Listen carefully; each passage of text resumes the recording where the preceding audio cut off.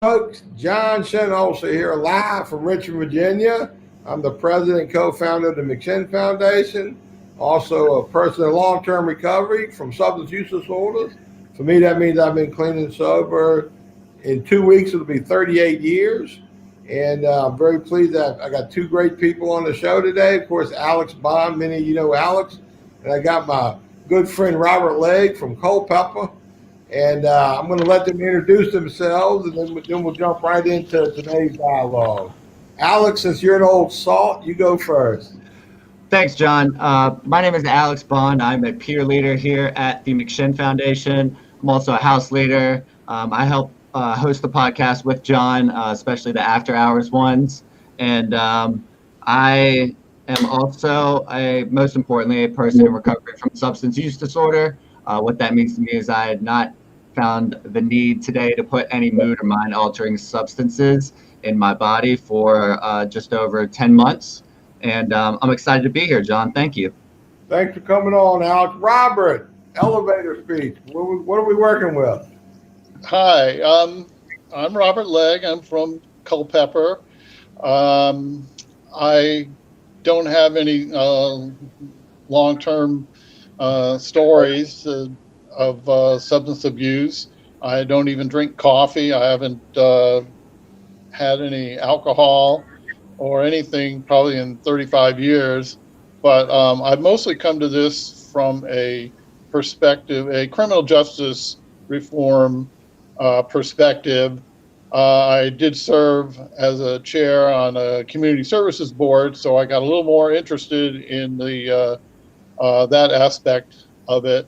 But I've always long been interested in the criminal justice part and, what's public policy. Robert, when did we first meet? Well, I'm trying to, I remember. I invited you to come to speak at a community services board meeting one time, and hardly anybody ever comes to speak during those meetings. And you spoke for a few minutes, I think maybe 5 minutes. I was only vice chair at that time. And I remember the following week, the executive director kind of fussed at me for allowing you to speak because, you were from out of town. And, but, I was happy to have you, it said a lot for you that you drove all the way up there for that. And then we did a tour of Central Virginia Regional Jail one time. And another time I remember you came up with a group from the, teenagers from the McShin Academy, and we spoke to Nick Freitas, and that pretty much, that sums it up. Then we did a couple other things, and I've been down to your place a couple times, but that's it for now. So how do you think you first got hold of my name to invite me to come up here and speak? How did I get hold of what? How did you run across my name to invite me to come and speak? Oh, yeah. Just from Facebook, and I don't remember anything in particular, but it must have been, some subject matter came up that involved recovery and drugs and stuff. Yeah, all right. We're gonna get into that in a minute. I see Dan Snyder, the pharmacist, is tuning in, probably taking notes. For those of you who do not know Dan Snyder, he is the people's lobbyist as well as the pharmacist you've seen on Netflix. But he also has a Tunnel of Hope. I think I'll get Todd to. It is the Tunnel of Hope. There it is. Flashing up there. So if you want to get involved with some advocacy work and help change some policies, go to that website. Dan's an awesome advocate now for change in America. We're going to talk about that change in a little while. But I want to sum up what Robert is telling everybody. Robert is the past chairman of one of the 40 community service boards throughout Virginia. Robert took an interest in how to better serve his community when it comes to reducing the impact addiction has in his community. He ran across me and the McShin Foundation, most notably for our effectiveness in producing recovery results from the disease of addiction, from substance use disorder. Robert and me, we traveled around a little bit to different areas in his district. He came down here, so he got well educated on the recovery process from addiction. And I remember when we went into that regional jail, you were sort of timid and had hesitation in stepping in those cells. But it was like I walked in there like a duck out of water that got back to my water source. And I remember you were amazed at the connection we had and the humanity. And I was trying to convey to you that people locked up, most of them are addicts. They're my people. I'm their people. So when we go in there, it's connection to health and humanity. It's not shame on you. What the hell are you doing here? Do you recall that moment, Robert? Absolutely. I tell that story often that, we were on the tour with the superintendent and the your friend Rusty, the Commonwealth's attorney from Louisa County, who sends more people to that jail than any other county. And we stopped at this one point, and you were in there for quite some time. We couldn't hear anything because everything was. I mean, we could see in there through the windows and stuff. I'm inside with the inmate. But at first, you were just talking to one or two, and then you could tell that some other ones were coming along, and it was a while that you were in there, 10 or 15 minutes, and then finally you motioned to have somebody open the door, and as soon as you opened the door, there was this big applause, and I don't think that the superintendent gets that when he goes in to visit with them. So anyway, that I remember that really well. It was made a real impression on me that you got that kind of reception. Yeah, one of our board members just tuned in, Debbie. Hey, Debbie. She remembered when the kids came up and saw Delegate Freitas at the time on the, the McShin Academy, the Sober High School. That was their spring trip. And just incidentally, on a sad note, one of those boys passed away. He was one of the first casualties of the COVID-19 lockdown. But one of the memorable trips of my life was coming up there. Robert, I want to throw this out there too. Out of all the community service boards in Virginia, I've been doing this advocacy for 20 years. You were the first community service board, chairman of the board, that actually took an interest in the power of recovery and how important it was to provide recovery services to your community. And I think you were able to see our vision, and you actually started the process to try to enhance your community with recovery support services provided by recovery people. And I honestly believe that is why you got run off of your board, for lack of better phrase or term. You have thoughts on that? That's still in litigation.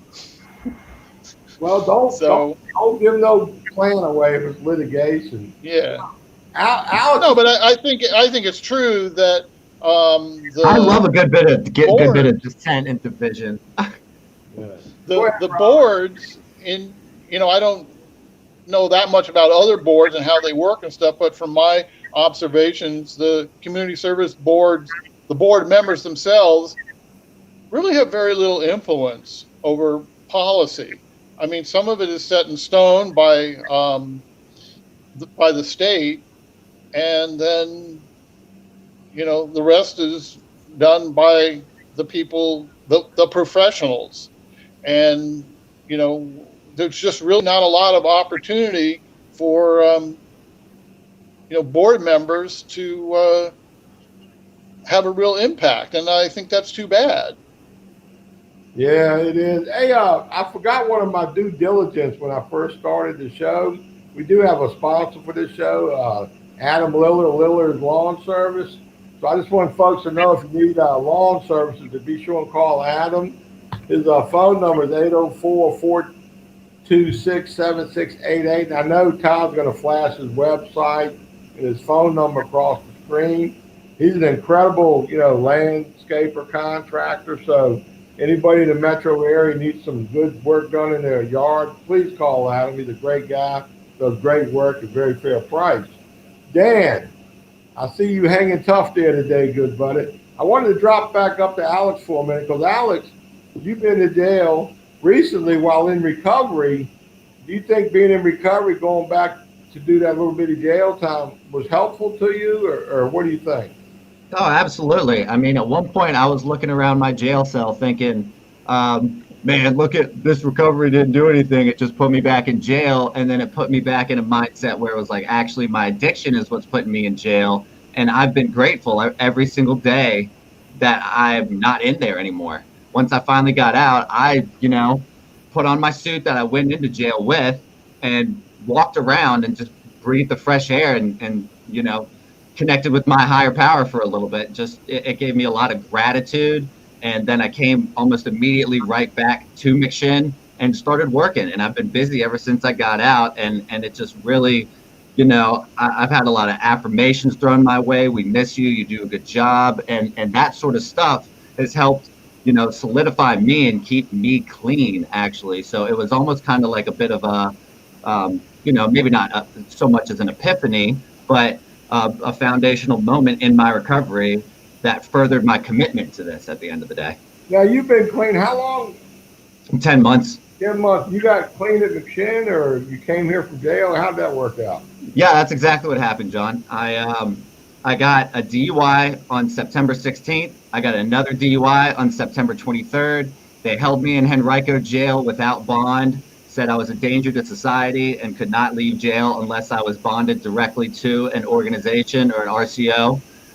So I got 2 weeks clean in jail, came here to McShin, and have been here ever since, and just pretty much, as you say yourself, launching in my recovery, getting more and more responsibilities, taking on more, and just getting in the herd, for lack of a better terms, and what I can do to help other people, because that helps me.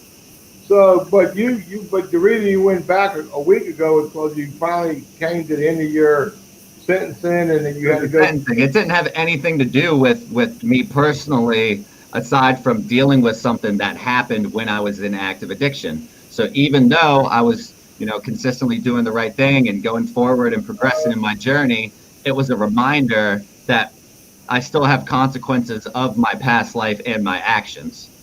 This is an amazing little mix of people here, because we got Robert, that he reads a lot. Robert's a very smart guy, man. He reads a lot. He comprehends what he reads. He sees the way our systems are working, not only on the healthcare side, the tax-funded healthcare agency side, but he's got a lot of knowledge on the criminal justice stuff, and he has knowledge on what other countries are doing. Alex, you're a good example of, if we treat you with dignity and humanize your experience with your addiction, that we can get a good result. And, so I'm excited about that. We got Dan tuning in, trying to change the world. So we got a good mix here. Robert, what is one of the first things you'd like to see change, if you could change something about addiction and our criminal justice system? Well, I see Portugal, and they had a pretty serious drug problem in 2000, and they made a lot of policy changes. The thing that gets the most attention is that they decriminalize all drugs up to a 10-day supply, and I don't know exactly how that varies from drug to drug. And since then, they never did have the death toll that we had here, but they did reduce their fatal overdose rate from by 90%. And now they have like 34 or 30 something deaths from overdoses a year. And that's in a a country that's 10 million people versus 8 million in Virginia. So it's, bigger. Let me put that in perspective to our listeners. Portugal is roughly the size of Michigan in population. Michigan, they have over 2,000 overdose deaths a year. This year, because there's a national spike because of COVID, they're probably going to reach 2,500, 2,800 deaths this year. Portugal had, I think, 35 overdose deaths, last year, comparable to over 2,000 with Michigan. So I would dare say that they definitely did a good job reducing the death. I think where a lot of people go wrong, see, in America, if you're an addict, and number one, if you get caught with a 10-day supply, it's probably going to be a felony amount of drugs. Number two, if you have a needle, a spoon, a pot pipe, those are additional felonies.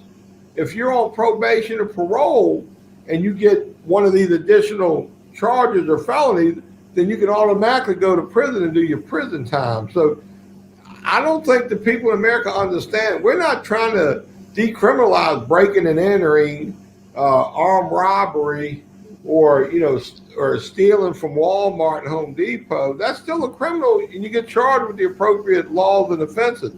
We're just trying to separate the addiction piece out of the equation, treat that like the health problem that it is, and by doing so, huge reduction in the harm we're doing to our society, a big increase in public safety. Actually, people don't realize recovery equals public safety. So the more recovery, the more public safety we're going to have.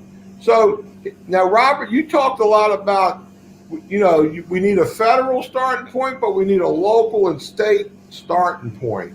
Here in the state of Virginia, I personally think one of the first things they can do is treat marijuana like alcohol. Take that equation off the table. The second thing they can do is no more felonizing drug paraphernalia, 10-day supply or less, make it a misdemeanor. And I think the drug courts, they've got to stop only using that for convicted people or for felons and nonviolent offenders. I'm pretty big on violent offenders getting the same service as anybody else. All violent offenders, 95% of them are going to be back in our communities. So what better time to give them services equal to nonviolent offender services? So those are some areas I'm really concerned with. But also, we need capacity in the community to deal with this influx of consumers. That's where the recovery support service provider comes in. Alex is living proof. If you got recovery support service capacity that's affordable and available, Alex is living proof how this can turn out. I said a mouthful. Robert, you're a good listener. Does anything stand out to you that might be a good starting point at the local or state level? Okay, well, I want to go back to what you were talking about, defelonizing, possession. And I think that would be great for Virginia to do. And I thought, oh, well, that would never happen here. I mean, they can't even legalize marijuana. But 6 states have already done that. Mm-hmm. And it's not just California and Colorado and Oregon and those places. It's Oklahoma, Utah, Alaska, deep red states that probably voted for Donald Trump by, 10 to 15 points or more. And so that gives me hope that, we ought to be able to get something like that done here. And one of the other things that the other 2 states, the other 3 states were Connecticut, Colorado, and California. California was the first in 2014. And since then, actually, even Ohio tried to pass a similar referendum in 2018, but it failed. But now the Senate is the Ohio Senate is has passed a measure to advance that, and they might be the 7th state. But and Oregon is looking to fully decriminalize something similar to Portugal. That would be the closest one. And even Canada is taking, especially British Columbia, is taking a close look at that. But, and one of the other things that I think, was California and Oklahoma have made this basically retroactive, and they are going to, they've been made it so that it's, they can expedite an expungement process, which so they, people who had drug possession charges from years ago, 10, 20, 30 years ago, can get them expunged. I mean, it's not automatic. They still have to go to court, and there is some money involved. But, that would make people that, are still walking around with a felony record that makes it much more difficult for them to find jobs and public assistance. Virginia, at least, did finally allow people who had been convicted of felony to get food stamps. But anyway, I think that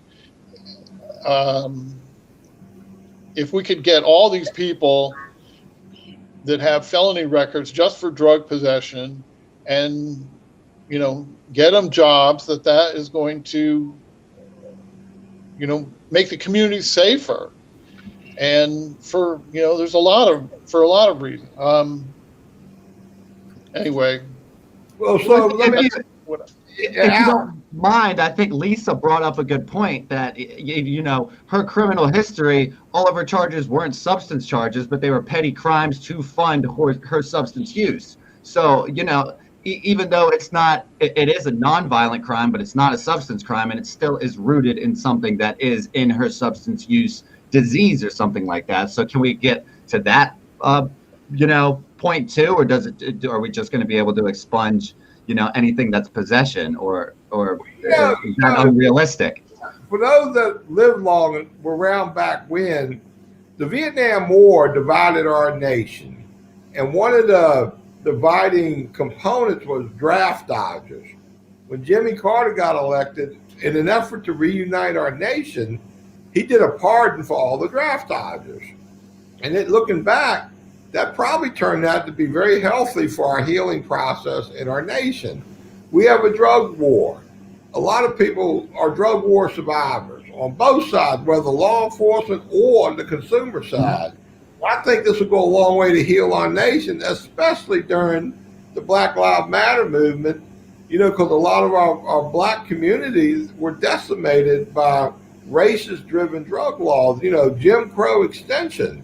So I think this is a powerful opportunity, local, state, and federal, to really make some meaningful changes.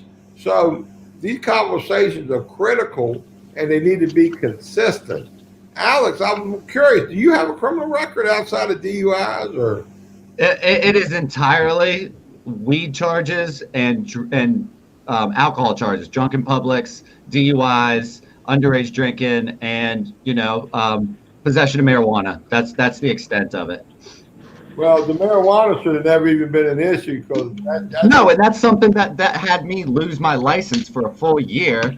And, just kind of as Robert was touching on, something that is now decriminalized had made getting to work harder for me, to pay for the VASAP that I had to go to get my license back. And I'm kind of going to have to deal with it again as a result of my consequences. But, how do I get to work to pay to get my license to get, it's just kind of like, a vicious cycle that you can get stuck in unless you get given an opportunity like McShin or something like that, in my case.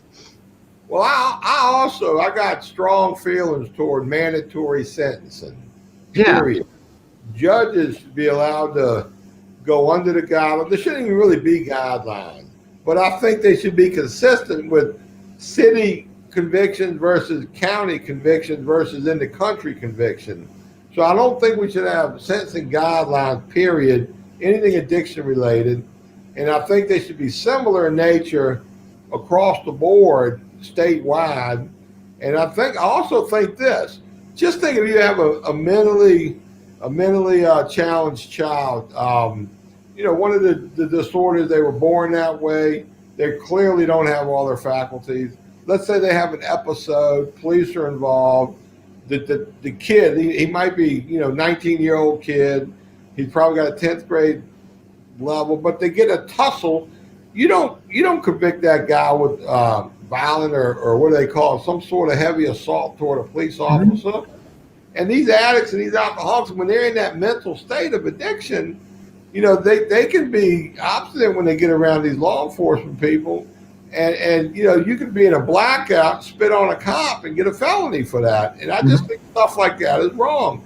I'm not saying you should get a pass, but to felonize somebody that does something under the influence of drugs, when it really doesn't involve, a real crime like shooting or killing or robbing or raping, but just simple stuff, I think our laws are set up to be too heavy-handed to an unsupervised criminal justice system. And I think that ties into some of the Black Lives Matter issues. How do we simplify our laws across the board? I mean, Robert, you thought about any of that? Well, I was just going to say about the one you were talking about, assault on a police officer. That has something that's supposed to be coming up in the short session. You can get it's a 6 months mandatory minimum, and most of the time it's just used to stack charges against defendants to make them plead guilty to something else. But it's just that's it's one of the problems I think with the whole defund the police thing, is that there's too much emphasis just on the police officers themselves, and there's so much else that's wrong that should be handled in the General Assembly, and the prosecutors, and those kind of things too. Exactly. We have a General Assembly problem, and you're right. In a lot of cases, the policemen they're at the mercy of the General Assembly and some of these ridiculous laws that they pass. You're absolutely right about that. I do believe in crisis intervention training. I think if there's a drug-related incident or a mental health incident, nothing wrong with the policeman, first responders showing up, whoever's got Narcan or can de-escalate, that's fine. But I think a crisis team should deal with the primary rest of the event taking place. But you're right, Robert. I've always said it's the lawmakers, and the lawmakers are influenced by special interests. I recall one time trying to get a bill passed, like you mentioned earlier, stacking charges.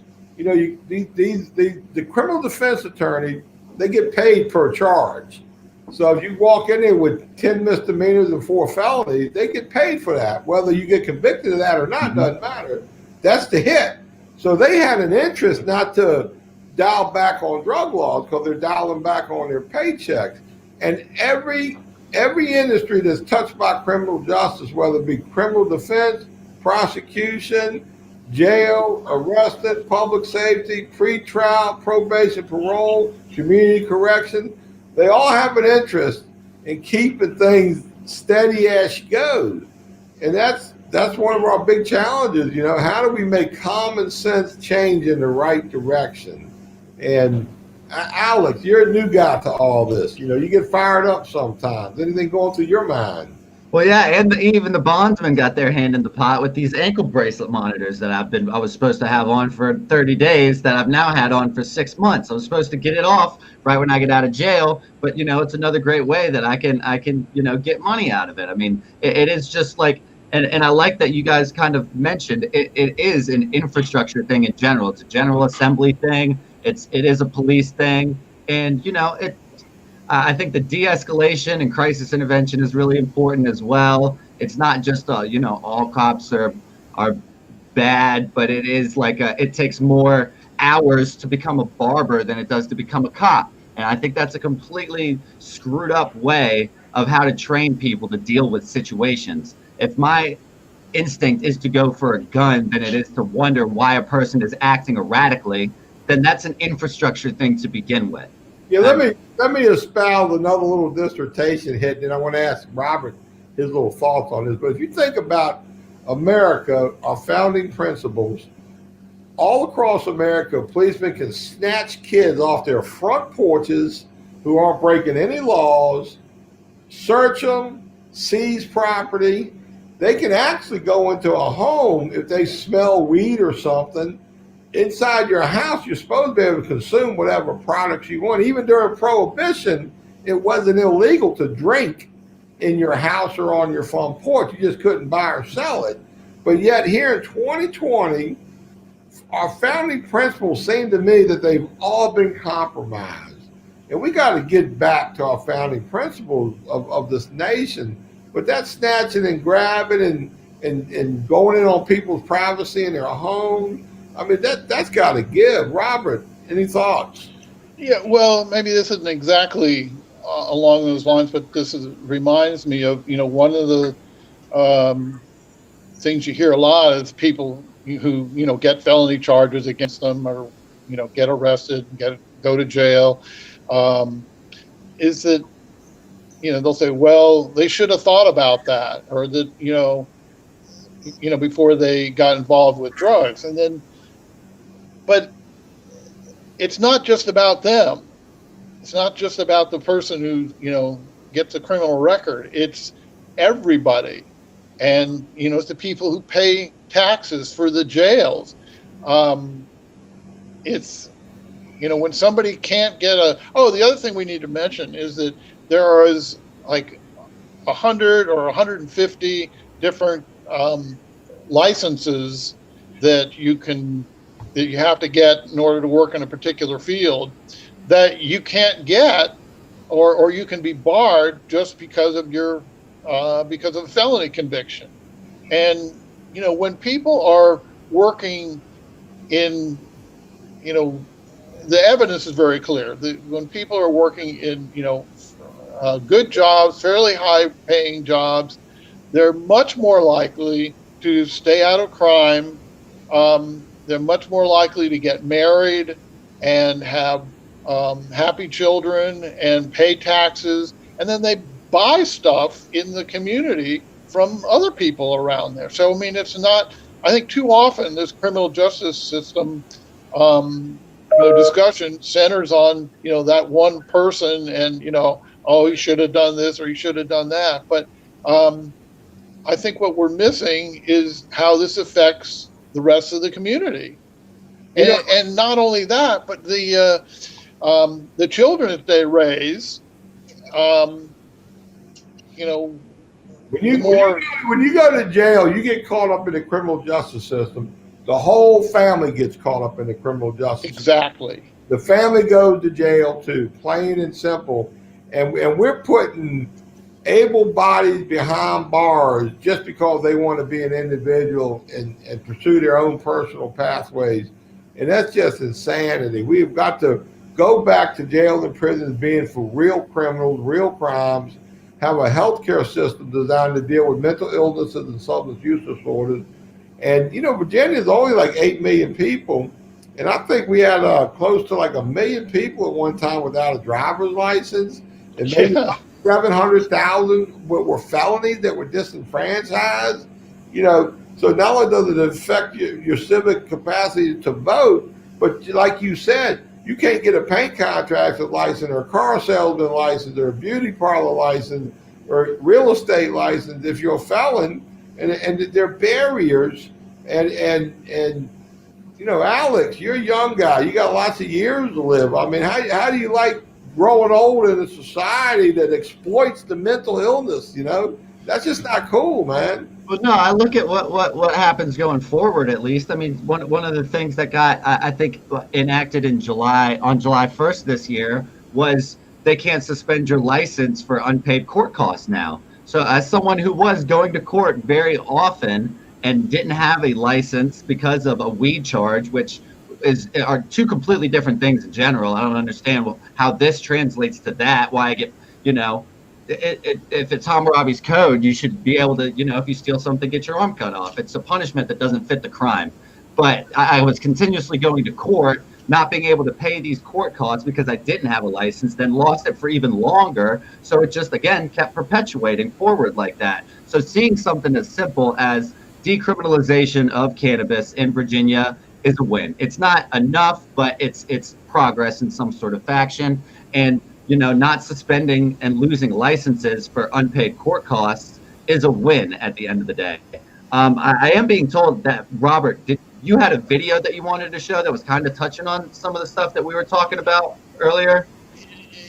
Yeah. I don't have it. Oh, here, they're going to show it now? Yeah, if you got it. I'll tell you about Alex Jenkins, a baseball player, a talented musician, and a kind and caring person.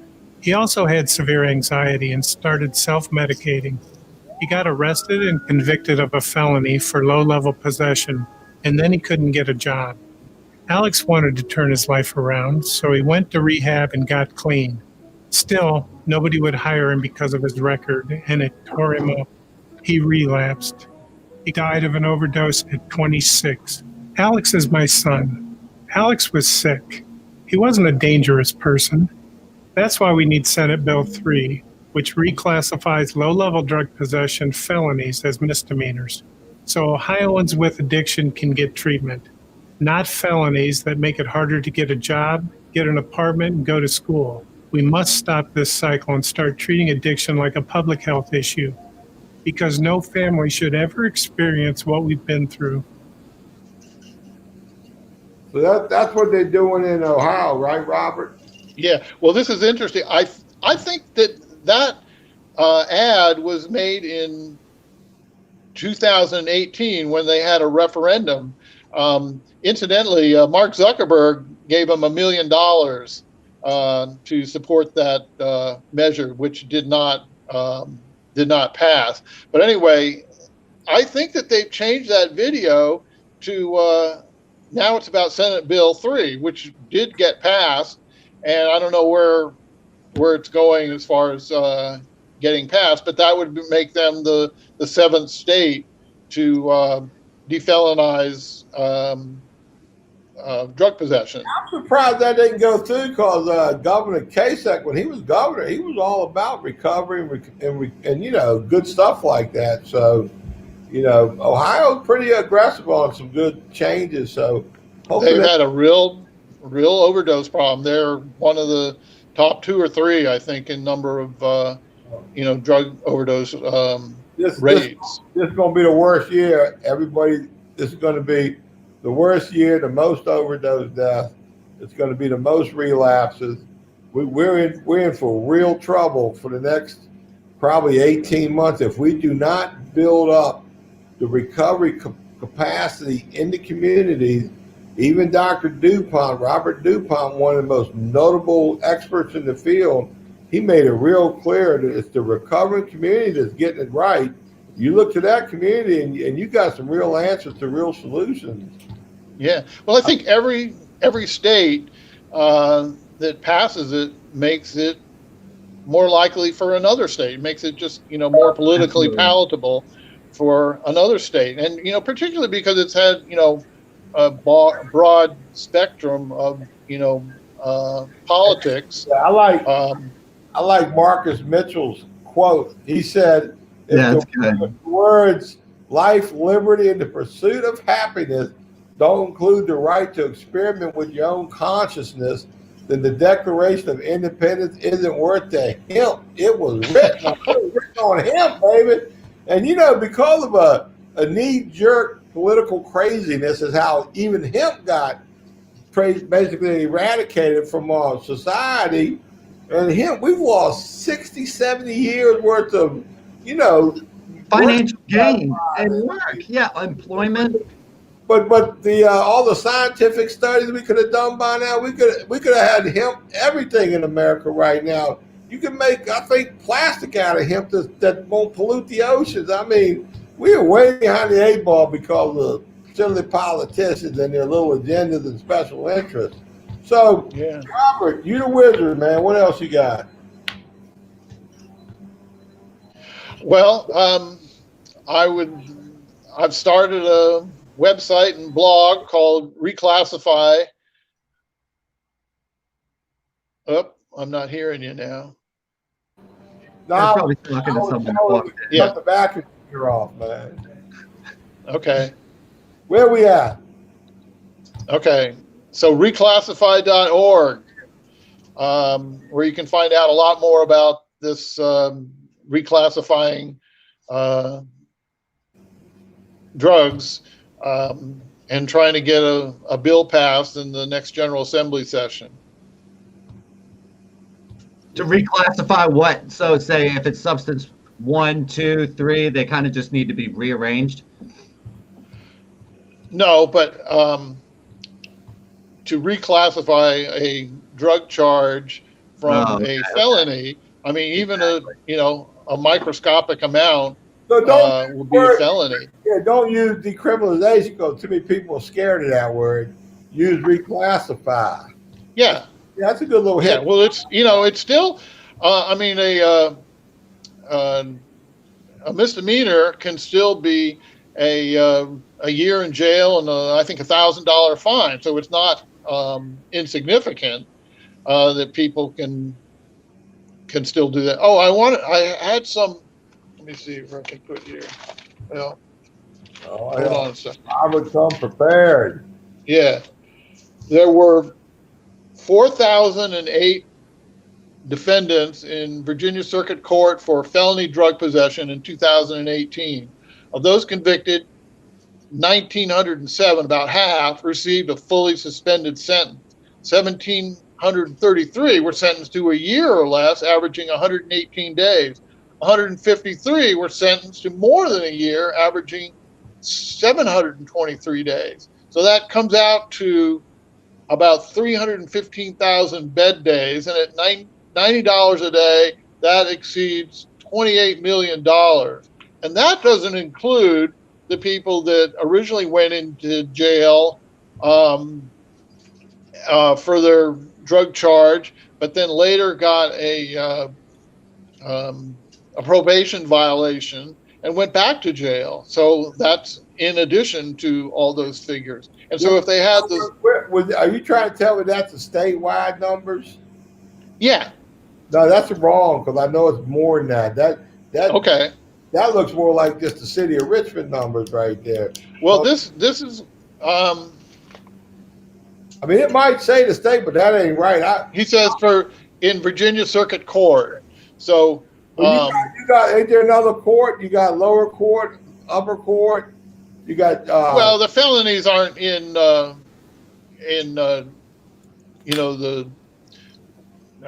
district court. They're only in circuit court.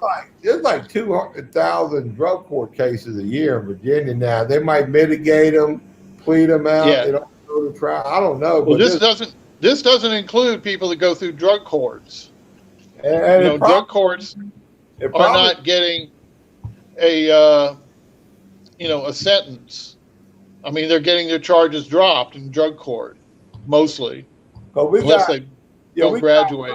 On any given day, we got roughly 30,000 people in the local jails in Virginia. On any given day, 30,000 people. That's a lot of court cases. And we got probably another 30,000 in our state correctional facility. At one time, we had like 78,000 people in corrections at either state or DOC in the state level. But I think called the COVID and recent turn of events, they emptying out some of these beds. But Virginia still has a real high correction. Isn't it like 1 million people in general across the state? Is it what now? Isn't the number across the state about a million people incarcerated in Virginia? Or is that? No, you got. No. But what I think he might be referring to is I'll bet you that there's 1 million people that are either in jail or on probation or have a felony record. Now that's a pretty big number. Yeah. If you want to add up all the convicted felons, everybody on paper, everybody in correction, that number might reach 1 million. You're right, because I think there's 600,000 felons in Virginia. You got another probably 60, 70,000 on probation, parole, another 60,000 locked up. You probably got a lot of people that got in trouble 10, 15, 20 years ago that aren't getting in trouble. So I don't know. See, that's another problem. How the hell do you get the right number? Exactly. We live in a country where every single day you know exactly how many people tested for COVID, how many people passed away from it. Every day there's a new count, but yet we can't get 5-year data or 3-year data. No, I mean Robert pulled out a piece of paper that clearly was as professional as it gets, and that was from 2018. So that was two and a half years ago. This came from somebody from the Thomas Jefferson criminal justice. He was a state employee. Anytime I've tried to do research on this sort of stuff, that's the most recent numbers I can get is over 2 years ago. The only way you can get numbers is you got to go to every single courtroom in Virginia and get their past public record, and then you got to go through. That's like 100 and something different court jurisdictions, 2 to 3 different courts. You got juvenile, you got circuit, and you got the other one. And then you might have traffic court, and then you got drug court. So it takes a lot of work to get this data, but people don't want us to have it. You know what I mean? They're not making it easy to get. I mean, the reason is they don't want citizens raising hell about getting hoodwinked on tax dollars, especially knowing there's a better way to do things that aren't so expensive on the tax dollars. But then again, politicians that need money to run their campaign, they got to pay back their people donating to them, and they do that through political appointments, bureaucratic systems. I mean, it's just, our country is in a mess when it comes to all this. How many committees do you know that make decisions about recovery or addiction that you have half of the committee members are in successful recovery? I've never seen one of those committees, So, the fox is always looking after the hen house.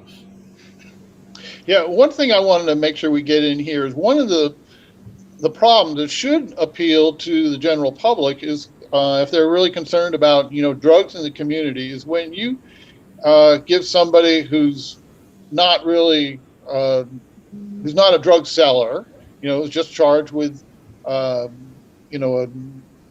possession, but then gets this felony conviction, can't find a job, still knows some people that he can get drugs from who end up befriending him and say, how would you like to make a little money? That's just much more likely to happen when your choices for employment are really limited. So every time that happens, these people have, every single person has a circle of friends. And so it's, introducing the possibility of drugs being sold to, a much wider number of people that might never have, come in contact with somebody like that. So it's just counterproductive. Yeah, I see Gwen Smith. She asked if we read a book by Beth Macy called Dope Sick. I've heard of it. I haven't read it yet. I read it. It's a good read. It's a good book. I just don't believe Suboxone is the solution for opiate addiction. It's a tool, but not the solution. I still think anybody that writes about addiction in America should have to take a class on recovery really being the solution, and that should always be the goal, and to fund and heavily fund and throw all the money in a particular tool. I don't think that's good. That's not good business, And that's another thing that bothers me, like the state opioid response money. Virginia got $43 million. And here we are, the recovery community, cranking out 50% of the results of recovery, yet we got very little of those dollars. It was just such an imbalance of distribution of these tax dollars. Somebody at the top got to break out a pencil and do the math. Where are we getting the best results for our tax dollars? Why do we keep throwing all this money at stuff that does not work as good as this other stuff that's less expensive and has a better outcome? I mean, I use the I same. think the money is a key. It's a key element, the money, and I think that needs to be brought up more. I didn't mean to interrupt. Yeah, I know, Gwen. That was a great history book. She did do a great job. I'm telling you, I liked it. I co-signed the book. It's a good book, you know. I'm just saying, in the end, you know, I think you should be talking a lot more about recovery than medication, because the cure for addiction is not going to be in medicine. It's going to be in recovery, which is going to be spiritual in nature. So I'm not saying meds ain't good tools, though. So anyway, I ain't going to argue that point any longer. What do you think, Alex? What are you thinking? You know, I don't think we touched on that ad enough, because frankly, that story up until the relapse and overdose, down to the name, is exactly what I have been dealing with. I mean, I came into recovery, got clean, got a little clean time, and I started looking for work. I had 3 great job opportunities where they hired me, called me after a background check and said, this isn't going to work out. And I just explained to you guys that not all I had, but it was all, you know, DUIs and substance charges. So even something as that kept me out of the door of fields that I clearly was capable of doing the job. They hired me. I told them what I was dealing with, what I was going through. And, you know, thankfully it gave me this job opportunity. But I just wanted to say that ad is currently to date my story, and at least by the grace of God, I haven't relapsed and overdosed yet. But it's a perfect example of the necessity to defelonize this stuff, and I'm grateful enough to, you know, most likely get my 3rd DUI dropped from a felony because of this program, my clean time, and you know, that doesn't happen to everybody. Not everyone gets as lucky as I do. So the infrastructure needs to give people these opportunities that I've been given. You know, we recently, the new law went into effect July 1st, and I haven't seen anybody write a story about it. I haven't seen it in the media. But if somebody's overdosing and the person overdosing and the person calling 911, neither one of you are supposed to get arrested. Mm-hmm. Taking the threat of arrest off the table. And I just don't see why that wasn't a big news story. But at the same time, if these guys are going to be overdosing and they don't get arrested, that means we need the capacity in the community to help these people. And there is no greater, more inexpensive solution than simple detox at a few bucks, sober living, and recovery community connection. And our policymakers are scared of that because they can't own it, they can't control it, but they can fund it and reimburse it and get the result we need. So, you know, there's just so much work needs to be done by all of us. Speaking of that, Robert, what do you think we can do with the recovering community as people in recovery in this field, in this space? You know what we're about. You know we're all about recovery and trying to change systems. What are some suggestions you can make to us? Because you're really not in recovery, so you know what I'm saying. You know, you're a smart dude, though. What are we missing? Well, I think getting rid of the felony record would be one of the best things to help people get a better job and have stay out of crime. And I just think that would be the best thing for the whole community. You know, Marcus brings up a good point. You know, 20 years ago when we started our journey with the advocacy, you know, I've been clean and sober almost 38 years. You know, for decades, people thought of recovery as abstinence-based, don't use drugs. Well, in the last 10 years, it's about multiple pathways, which is good. You know, we need multiple pathways, meet people where they're at. If you're doing less harm to yourself today than you did yesterday, that's a recovery trajectory by all stretch of the imagination. Harm reduction is great. You know, I'm so in favor of massive harm reduction. It ain't funny. Harm reduction is a piece of recovery. You're in a recovery journey, you know, so, you know, more harm reduction, more meeting people where that, more connection, engagement, all powerful things that got to take place, But I like the language I use. I like recovery, what it means to me and how I roll. There's a lot of splintering in our space. Even the recovering people at the different pathways are splintered from each other. And I think the bureaucrats and politicians, they like it. When we're disenfranchised and splintered, they keep doing what they're doing. But until we all align ourselves and unify and go at them with particular messages and, asks, it's not going to change. Robert got that look, Alex. Deep in thought. Yeah, he might have locked up on me.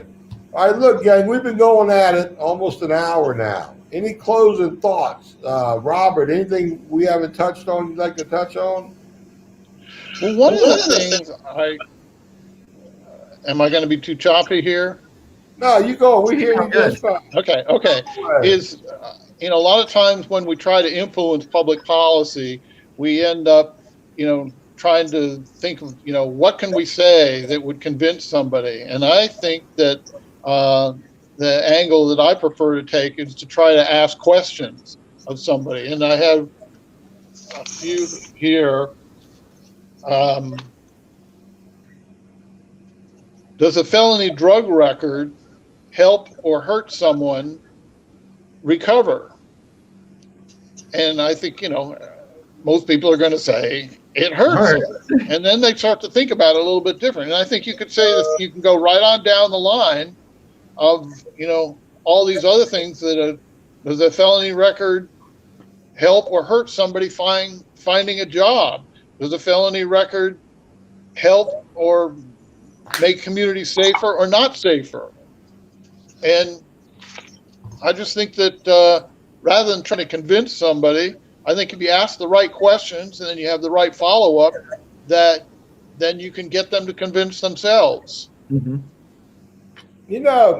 Little added value to that. A lot of folks don't realize, but I was a very successful paint contractor for 30 years, 25 painters, 7 trucks.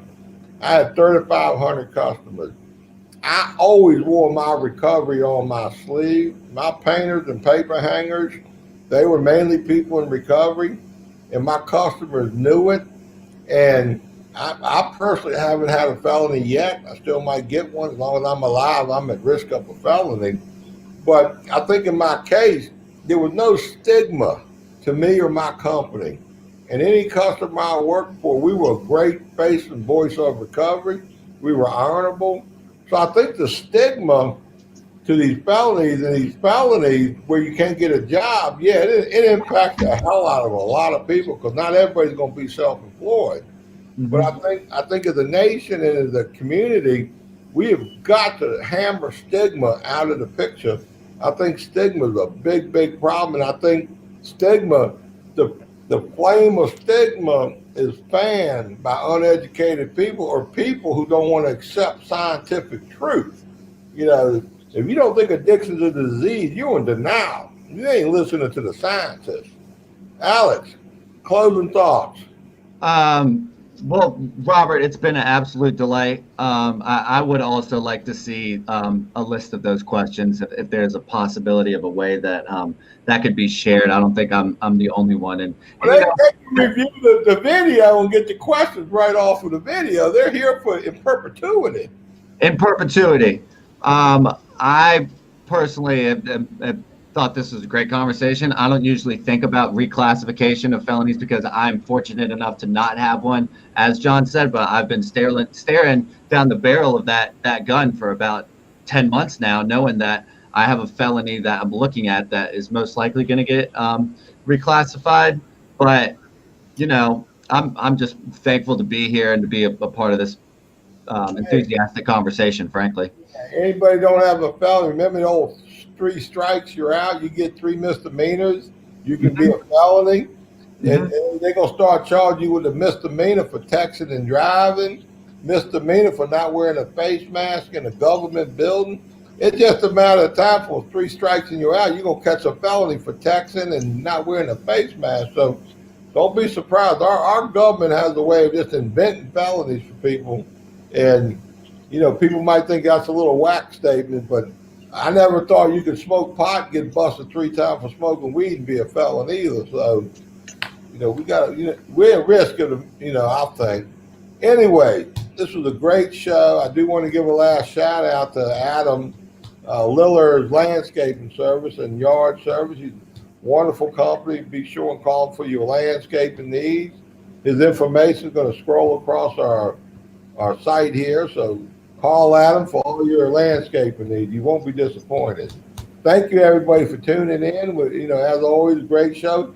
Anybody want to be on the show, you got something to say, you can carry a conversation. We're always open to guests and critics alike. And this is just more content for the recovering world out there. Y'all have a great day, and until later, more will be revealed. Thank you. Thanks, guys. Big shout out to you, Todd. All right, thanks. We'll see you.